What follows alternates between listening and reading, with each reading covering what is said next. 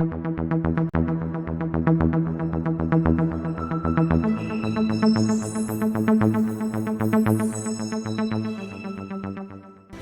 में जैसे ही कोरोना के लक्षण और मामले बढ़ने लगे, भारत ने यूके से आने वाली हवाई यात्रा को रोक दिया। ये रोक 21 दिसंबर को लगाई गई। इसके बाद भारत ने पूर्णतः बाहर से आने वाली सभी फ्लाइट्स को रोक दिया। भारत में 21 दिसंबर को यानी यूके से भारत आने वाली उड़ानों पर प्रतिबंध लगा दिया गया। हवाई यात्राओं की आवाजाही पर पूरी तरह से भारत में रोक लगा दी गई। देश में कोरोना का पहला मामला केरल राज्य से आया था। 30 जनवरी को चीन के वुहान विश्वविद्यालय से आए एक छात्र में कोरोना वायरस के लक्षण पाए गए थे। केरल में कोरोना वायरस से संक्रमित 3 और केस सामने आए थे। यहीं से भारत में कोरोना की शुरुआत हुई थी। भारत में जैसे ही कोरोना के मामले बढ़ने लगे, प्रधानमंत्री नरेंद्र मोदी फ्रंट पर आ गए। उन्होंने फ्रंट पर आते हुए देशवासियों से अपील की और ये अपील थी जनता कर्फ्यू की। ये कर्फ्यू 22 मार्च को पूरे भारत भर में लगाया गया। ये एक दिन का कर्फ्यू जनता के लिए था। प्रधानमंत्री ने जनता को संबोधित करते हुए ये भी कहा कि लोग अपने घरों से इस दिन बाहर न निकलें। कोरोना के बढ़ते लक्षण को देखते हुए प्रधानमंत्री नरेंद्र मोदी ने देश को संबोधित करते हुए कोरोना के खिलाफ लड़ाई में देशवासियों के सहयोग की अपील की थी।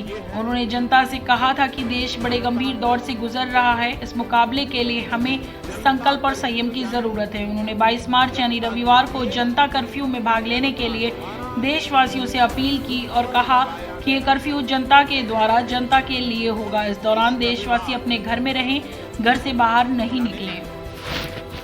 प्रधानमंत्री नरेंद्र मोदी ने देश की जनता से 22 मार्च के जनता कर्फ्यू में सहयोग करने की अपील तो की ही, इसके साथ ही उन्होंने शाम 5 बजे उन सभी लोगों का अभिवादन करने को भी कहा जो देश के लिए वॉरियर की तरह काम कर रहे हैं। इसमें पत्रकार, डॉक्टर, पुलिस और बहुत सारे हेल्थ वर्कर्स शामिल थे। प्रधानमंत्री नरेंद्र मोदी ने देश से कहा कि 22 मार्च को शाम 5 बजे हम उन लाखों लोगों का अभिवादन करना चाहिए जो हमारे लिए दिन रात अपने काम में जुटे हैं। उन्होंने डॉक्टर, सरकारी कर्मचारी, मीडिया कर्मी का अभिवादन करने को भी कहा। इसके लिए शाम 5 बजे देशवासी अपने घर के दरवाजे, बालकनी, खिड़की पर खड़े होकर 5 मिनट तक ताली थाली बजाने की अपील भी की थी। भारत में लॉकडाउन का पहला फेज 25 मार्च से 14 अप्रैल के बीच रहा। इस फेज के दौरान प्रधानमंत्री नरेंद्र मोदी ने लोगों से फिर संवाद स्थापित किया। इस संवाद में उन्होंने 5 अप्रैल को देश की जनता से एकजुट होकर 9 मिनट के लिए 9 दीपक जलाने की बात भी कही। जनता कर्फ्यू कोरोना से निपटने का एकमात्र विकल्प नहीं था और ये प्रधानमंत्री नरेंद्र मोदी समझ चुके थे। फिर क्या था, प्रधानमंत्री नरेंद्र मोदी ने देश को एक बार फिर से आवाज लगाई और इस बार था लॉकडाउन का मौका। भारत में लॉकडाउन के 4 चरण शुरू किए गए। पहले चरण में ही देश को ये बता दिया गया था कि इस बार कोरोना से निपटने के लिए हमें सख्ती की जरूरत होगी। नरेंद्र मोदी ने कहा था जनता कर्फ्यू कोविड-19 के खिलाफ एक लंबी लड़ाई की शुरुआत है। दूसरी बार राष्ट्र को संबोधित करते हुए 24 मार्च को उन्होंने 21 दिन की अवधि के लिए उस दिन की मध्यरात्रि से देशव्यापी लॉकडाउन की घोषणा की थी। उन्होंने कहा कि कोरोना वायरस के प्रसार को नियंत्रित करने के लिए एकमात्र समाधान सामाजिक दूरी है। उन्होंने ये भी कहा कि लॉकडाउन जनता की कर्फ्यू की तुलना में सख्त किया जाएगा। लॉकडाउन के दौरान लोगों को अपने घरों से बाहर निकलने की अनुमति नहीं होगी। सभी परिवहन सेवा, सड़क, वायु और रेल को निलंबित किया गया। हालांकि आग, पुलिस, जरूरी सामान और आपातकालीन सेवाओं का उपयोग किया जा सकेगा। शैक्षिक संस्थानों, औद्योगिक प्रतिष्ठानों आदि अतिथि सेवाओं को निलंबित कर दिया गया। खाद्य दुकानों, बैंक, एटीएम, पेट्रोल पंप, अन्य आवश्यक वस्तुओं, उनके विनिर्माण जैसी सेवाओं को छूट दी गई थी। गृह मंत्रालय ने यह भी कहा कि जो व्यक्ति लॉकडाउन का पालन नहीं करेगा उन्हें 1 साल तक की सजा भी दी जाएगी। प्रधानमंत्री नरेंद्र मोदी ये समझ चुके थे कि अब भारत को कोरोना से लड़ने के लिए लॉकडाउन की बेहद जरूरत है। इसके साथ ही भारत में लॉकडाउन की शुरुआत तो हो ही चुकी थी, लेकिन भारत की अर्थव्यवस्था पटरी पर से बाहर आ चुकी थी। जहां एक तरफ भारत में लोग बेरोजगारी से जूझ रहे थे, वहीं दूसरी तरफ कोरोना वायरस ने सबका रोजगार छीन लिया। सबसे अधिक नुकसान नुक्कड़ और चौराहों पर ठेला लगाने वाले लोगों का हुआ। मजदूर बेरोजगारी से तंग आकर अपना जीवन यापन करने के लिए शहर से गांव पैदल ही लौट आए, क्योंकि सारे परिवहन यातायात बंद कर दिए गए थे। गरीब परिवार को नाम मात्र का राशन मिल रहा था, जिससे वो अपना परिवार सही से भरण पोषण भी नहीं कर सके। कोरोना वायरस गरीबों के लिए एक विपदा बनकर आया, जिसे उन्हें बड़ी मुश्किल से काटा। जहाँ एक तरफ भारत में कोरोना संक्रमण के मामले बढ़ते नजर आ रहे थे, वहीं दूसरी तरफ भारत की आर्थिक स्थिति लगातार पटरी पर से उतरती जा रही थी। ऐसी अवस्था में भारत के लोगों को काफी नुकसान हुआ। देश में बिगड़ती अर्थव्यवस्था के बीच बेरोजगारी की मार झेल रहे लोगों ने सड़कों पर उतरने का संकल्प कर लिया। इसके बाद क्या था, कोरोना ने एक बार फिर से भारत में विकराल रूप लेने की ठान ली।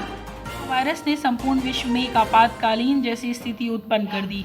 इसी बीच भारत के प्रधानमंत्री ने लॉकडाउन की घोषणा की। देश में पहला लॉकडाउन 24 मार्च को लगा था। उसके बाद देश में 3 और लॉकडाउन लगाए गए थे।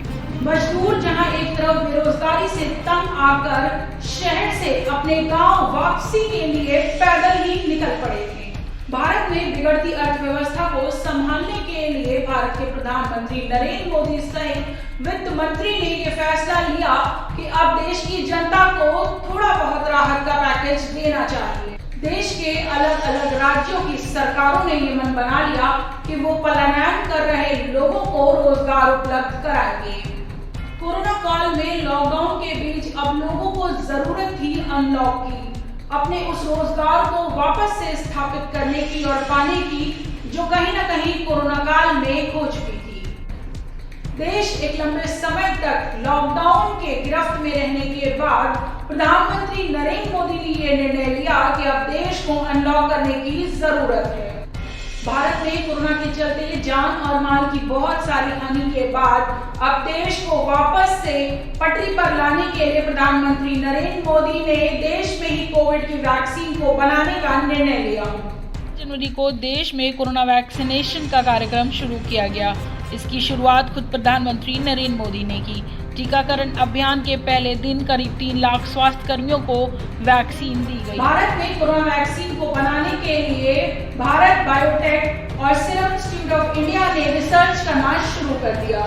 देश में 16 जनवरी को कोरोना वैक्सीन का पहला टीकाकरण किया गया। यह टीकाकरण देश भर के फ्रंटलाइन वॉरियर्स के लिए किया गया, जिसमें हेल्थ वर्कर्स शामिल थे। कोरोना काल के बाद भारत के हाथ लगी सबसे बड़ी उपलब्धि कोविशील्ड वैक्सीन, जो कोरोना को मात देने के लिए भारत में ही बनाई गई थी। इस वैक्सीन को 16 जनवरी को देश भर के अलग अलग राज्यों में कोविशील्ड के नाम से पहुंचाया गया। इसके साथ ही वैक्सीन फ्रंट लाइन पर लड़ने वाले वॉरियर्स के नाम की गई। इस लड़ाई में सबसे पहले जो देश के लिए लड़ रहे थे, हॉस्पिटल्स के स्टाफ और डॉक्टर्स को लगाई गई।